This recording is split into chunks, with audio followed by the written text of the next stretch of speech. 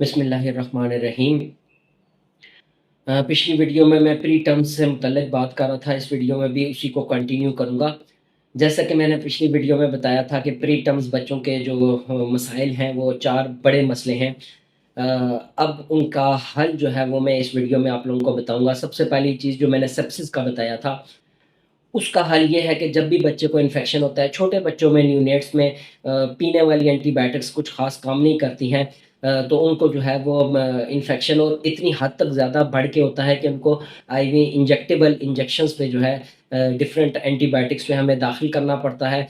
और जितना अरसा वो माँ के पेट से पहले पैदा हो जाते हैं और जो वक़्त उन्होंने माँ के पेट में गुज़ारना होता है वो बाहर दुनिया में आ जाते हैं, तो वो उनको एक ख़ास माहौल हूबहू माँ के रहम जैसा तो नहीं होता, लेकिन एक हद तक उसमें वही टेम्परेचर, वही जो है वो कंट्रोल्ड एक एनवायरनमेंट दिया जाता है, इनक्यूबेटर जो हम नर्सरी में रखते हैं, जैसा कि आप देख सकते हैं। तो उसमें रख के उनको क्या कहते हैं सेप्सिस के लिए एंटीबायोटिक्स दी जाती हैं। साँस का जहाँ तक मसला है वो अक्सर उस बीमारी को आरडीएस कहते हैं, रेस्पिरेटरी डिस्ट्रेस सिंड्रोम। उसमें बच्चों के जिस तरह मैं बताया था डिस्ट्रेस के साइन आते हैं, साँस की तेज़ी होती है, पसलियों के दरमियान घड़े पड़ते हैं, रिसेशंस होते हैं। उसमें हम मुख्तलिफ जो है वो तरीक़ा इलाज इस्तेमाल करते हैं। एक बहुत महँगा टीका हमें लेना पड़ता है और बच्चे को लगाना पड़ता है, जिसको सर्फेक्टेंट कहते हैं। सर्फेक्टेंट बेसिकली क्या चीज़ है, मार्केट में 30 से 35 हज़ार का ये इंजेक्शन मिलता है, डिफरेंट कंपनियों का डिफरेंट रेट है, लेकिन कम से कम 30 और ज़्यादा से ज़्यादा 35 हज़ार तक का है। और ये करता क्या है और ये क्यों ज़रूरी होता है? बेसिकली जब हम बच्चा वक़्त से पहले आ जाता है तो उसके फेफड़ों में सर्फेक्टेंट एक ऐसा मादा होता है जिसके ना होने की वजह से वो फेफड़े सही जो है वो काम नहीं करते हैं और उनके तबाह होने का खतरा होता है।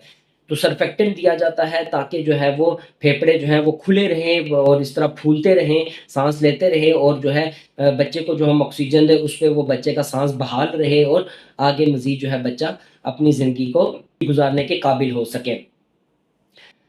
तो ये है साँस का मसला इस तरह हल होता है। दिल की बीमारियों में मुख्तलिफ हम क्या कहते हैं अद्वियात इस्तेमाल करते हैं दिल से मुतल्लिक़। हाँ, अगर कोई बहुत ज़्यादा उसमें मसला हो, सुराख बहुत बड़ा हो तो उसका सर्जरी की तरफ भी जाते हैं, लेकिन पल्मोनरी हाइपरटेंशन हो, परसिस्टेंट पल्मोनरी हाइपरटेंशन या उसकी वजह से कोई ओवरलोड हो या हार्ट दिल का धड़कना सही ना हो, तो हम डिफरेंट आइनोट्रोस, डोपामाइन, दोब्यूटामाइन, कैप्टोप्रिल, स्पाइरोमाइड इस तरह की मुख्तलिफ दिल की बीमारियों से मुतल्लिक जो दवाइयाँ हैं वो हम इस्तेमाल करके सपोर्ट देते हैं ताकि बच्चा आगे मज़ीद उसको कवर अप कर सके। और जो आंतों की बीमारी है या उसका जो इन्फेक्शन है उसको भी हम आईवी एंटीबायोटिक से कंट्रोल करते हैं।